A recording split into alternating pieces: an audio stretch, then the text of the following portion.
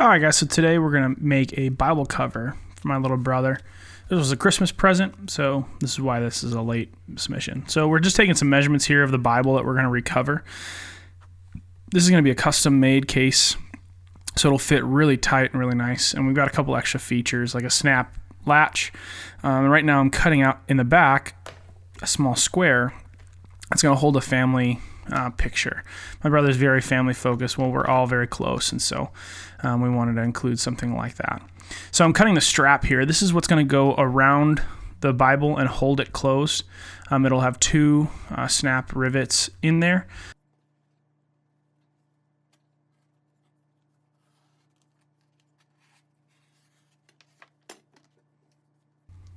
And that tool is called a strap cutter. So now I am cutting out the stitch lines.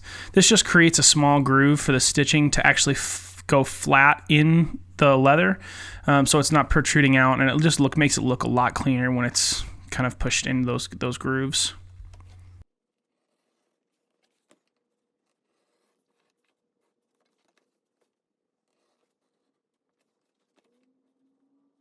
So here's all of our pieces. We're going to start off by dyeing the ones that we can, and I'm using Freiberg's USMC black. This just gives a better shine, and I think it has a deeper color than the other blacks that I've tried. So we're going to make sure we get all of our edges so that when we burnish them, they come out a real clean color. And you can see on the backs of these are the inside flaps where the cover is actually going to be.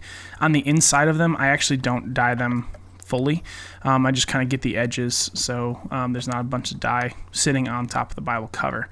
And that's going to be the little pocket where the picture is going to go on that back on the inside. And that's actually elk hide, and not the rest is going to be veg tan. So as I'm going through, you can see I'm kind of dyeing the other pieces a second time. Really, I'm just making sure to get rid of any streaks or any sort of missing spots that are lighter than the rest and make sure they're well saturated. So now we're going to tool in a little cross design on the front. You got to make sure when you're tooling to wet the leather first. So I have a little drawing here, and I'm just kind of taking a pencil and outlining it to leave the imprint on the wet leather underneath, which I'll show you here in just a second. So there's our imprint, and I'm going to take a swivel knife, and I'm just going to cut those lines in the imprints. Now the design you can kind of see with the pencil, it weren't super straight, but I can clean those up with the swivel knife, and you won't notice them in the end.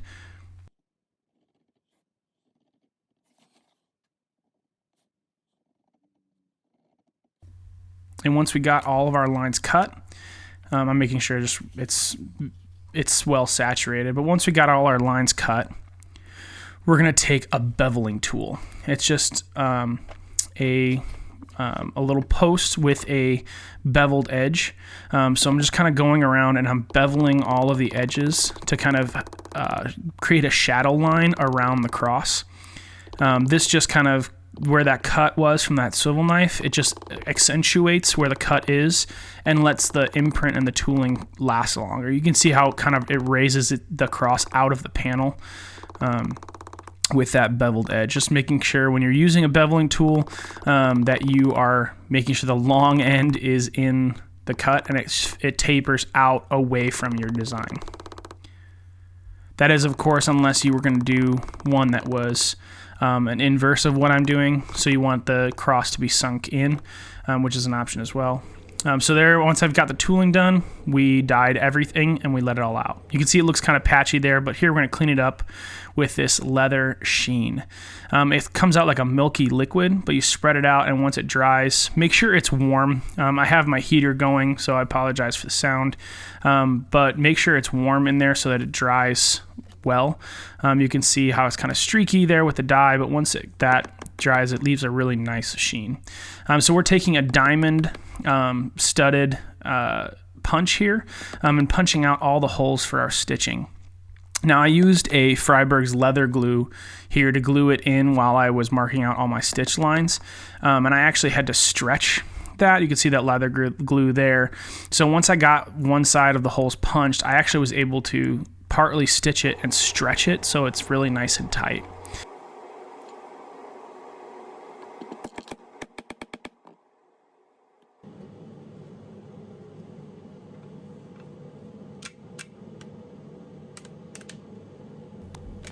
Then we're going to clamp it into our stitching pony, and we're going to use a saddle stitch here. So once I got it clamped up, you can see this is how I use my needles. So I take the flat end of the needle, flatten out the thread, and then thread it through the eye. When you flatten it out, it just makes it go through a lot easier. So you pull in probably about 3 inches worth of thread, use your needle, and you actually puncture through the middle of the thread and pull the needle all the way through. This creates a kind of knot on the end once you kind of pull out all the slack. And this works really well. This is how I stitch all of my leather goods, and very rarely has it ever failed me. And this is a wax thread, a black wax thread. So you can see I'm just taking that stitching awl, and I'll explain a saddle stitch here in just a little bit, but I'm taking that stitching awl to stretch out the hole, starting at the 3rd hole, working my way back and then forward.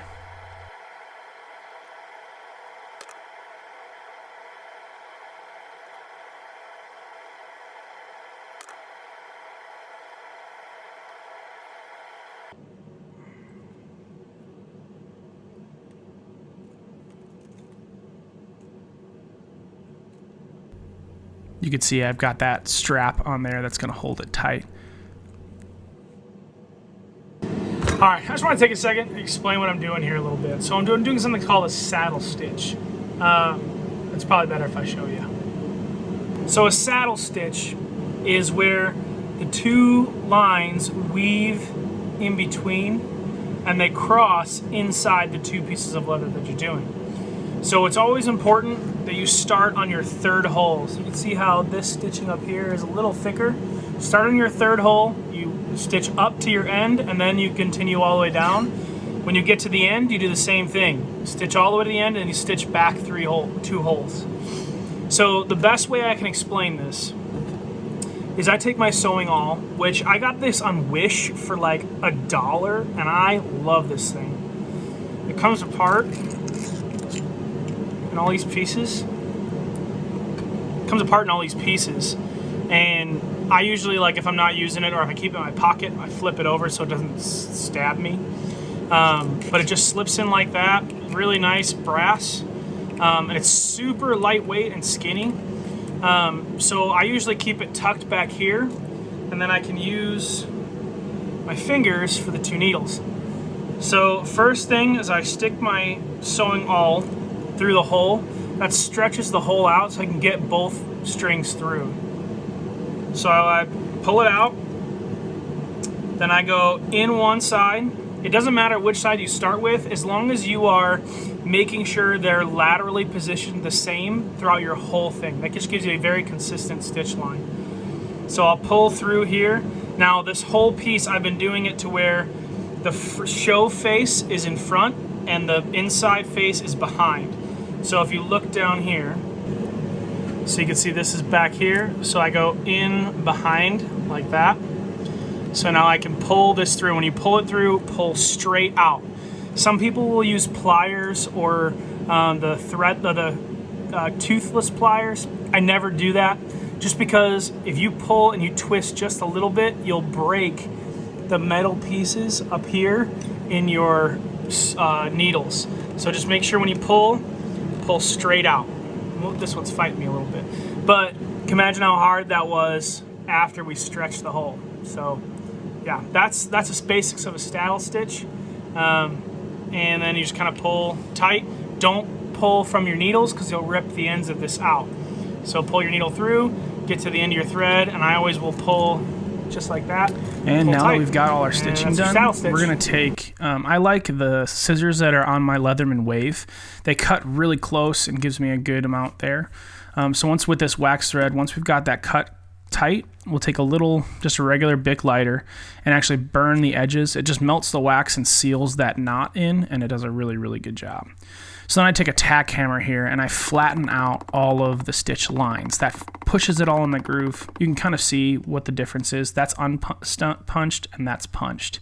It just makes it look a lot cleaner and gives it a better consistency. So I left them a little long just to make sure I had enough. So I'm going to cut off the excess. We'll re-dye and burnish, and we're all done.